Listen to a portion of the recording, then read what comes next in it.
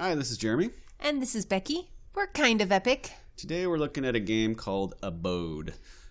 Basically, this is a sci-fi-noir themed escape the room game. So you're going around trying to solve little puzzles and basically unlock the door so you can get out of the room. Yep.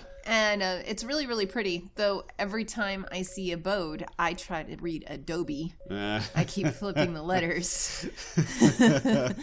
But the puzzles were pretty decent. We had trouble with the last one. Yeah, it was the last one or second to last one or something. There was one we got really stuck on for a while. I mean, it took us like 20 minutes to figure it out. Yeah, and it was something stupid. Your head's in the wall. Yeah, they do a really good job of that too. They don't let you cheat and stick your head inside a wall or a door. It like turns black and says, "Hey, your head's in a wall. Back up." And the controls are really, really intuitive. I had no trouble moving around. Yep. Or how to pick stuff up or any of that. It was really well done. It's also really interesting because as I'm looking at this, it looks so cartoony when you're watching it, but it doesn't feel that way when you're inside it. I kind of felt like I was in a hidden room in BioShock is what I felt like, because it's very like almost steampunky. Yeah, you see me there pointing at the lock. I think I was explaining to Becky at the time when I was playing. I was like, "Hey, that's really intuitive and neat. I like that. You gotta try to open it and it says it's locked and it won't work. And it turns red when you can't do something, which is really cool too. So the mechanics of this game are excellent, and there's not really a story that I could tell. No. You're just trying to get out of the room, but it's not frightening. There's no like countdown timer or any of the stressful stuff I've seen in some escape the room videos I've watched. But I think I'm thinking of real life escape the room videos. Oh yeah. Yeah, like the one with Seth Green was doing it. I don't know if you saw that. It was pretty scary. They had a timer and everything. So you don't have a timer. Right. You have all the time in the world, which is good because we spent like 20 minutes trying to figure out one of the puzzles. But it's very futuristic, but steampunk. It's neat. Sci-fi-noir. I said that. You did say that. I just said it a different way. Yes, you did. That's what I do. It's good. It's good. And you can see where you drop the little chip in there, and it gives you kind of a hint. That's kind of a way for them to progress things, I guess. But yeah, I think overall the puzzles I didn't find to be too difficult. I feel like I figured everything out pretty quickly. I mean, we spent probably an hour playing the game, but like we said, we got stuck on that one puzzle for 20 or 30 minutes even. Yeah, so we probably... But aren't they supposed to add more to it? Yeah, so the game's in early access right now. And I should say we received a copy of this from the developer. They reached out to us and asked us to take a look at it, and we enjoyed it, so we're going to do a review for it. Obviously, because you're listening to it. So you were saying before that, but it's early access, and they state on the Steam page that they want to expand the content a little bit more. They feel that the game's a little too short, and I kind of agree with that for the price that it is on Steam right now, which I think is $10. I think it's a little bit short for that. I agree. But if they can add some more content, expand it a little bit more, I think it would definitely be worth it. They could even like add another room, like you go from this room like to another room, like a bedroom or something. Would be good. Because that'd this is you not. A whole bunch this is more. like Yep.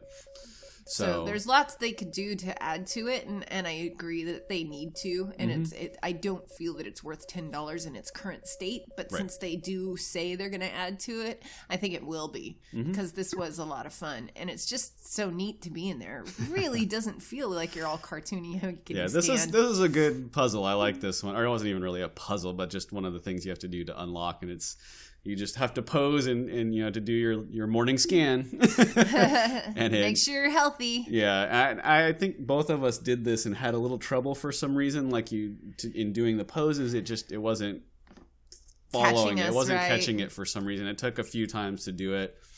Minor thing. I'm sure that can be fixed easy. And I think they're continuously upgrading it too. We just looked at it right now, and it said it had fixed some of the things we had noticed that there were problems with. So they're working really, really hard on this game. Yeah, and it's 2 guys that are working on this. Which is neat. They're in Sweden. They reached out to us, like I said, and I've conversed with them a little bit. And I said, is there anything you want us to mention or talk about, other than you being 2 guys in Sweden? And they're like, nope, that's pretty much it. So they're a newer studio. They have a couple of other games that they've made under their belt. This is their first VR game. So it's I think a great first effort for sure. And I think it's a really fun little puzzle game. Yeah. I really like it. Yeah, absolutely. There were a couple of issues that we ran into, but we got this, I think, just before it was released in early access, and they've, I think, fixed those things so far. One was a bit of performance issue inside the main room here. I mean, you can kind of see it. The frame rate was dropping a little bit. It's a lot more noticeable in VR because of, the way the headset works. And it made me a little bit dizzy when it happened. Yeah, but I went back in... so we played it a few days ago, and then I went back in just now before doing this recording and tried it out again, and it was much, much better. They had improved that quite a bit, so kudos to them for fixing that. I also had a weird thing where the left controller, you see that like white tip to the controller, which is what you interact with. Mine, for some reason, at one point during the gameplay, the left one kind of disappeared and shot off across the room. And so I could feel it, like it vibrates when you mouse, you mouse over something, but when you go over it to pick something up or whatever, when it changes to white, it vibrates a little bit. So I could feel it vibrating, and I was like, what? Where's the...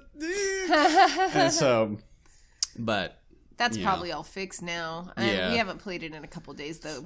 Like I said, we did just look, and there were some newer updates to it. Yeah, so I've seen them updated a couple of times since we downloaded it. So, so other than those couple little bugs that we ran into, it didn't prevent us from finishing the game or enjoying it. Or enjoying it, yeah, that's true. And now that the frame rate's much better, I could enjoy it even more. Hopefully, I see this that white door over there. I'm hoping they'll add that another room. Yeah, that would be really good. That would be fantastic.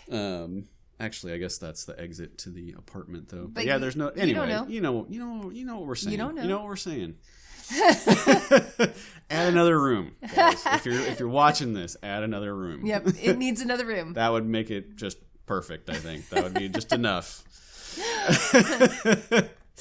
A kitchen, a bedroom, something. Have you tried not Adobe? Have you tried Abode? What do you think? If you enjoyed the video, be sure to subscribe and hit the like button. Also, let us know if there's a Vive title you would like to see us review in the comments. And we will see you on the next one. Bye!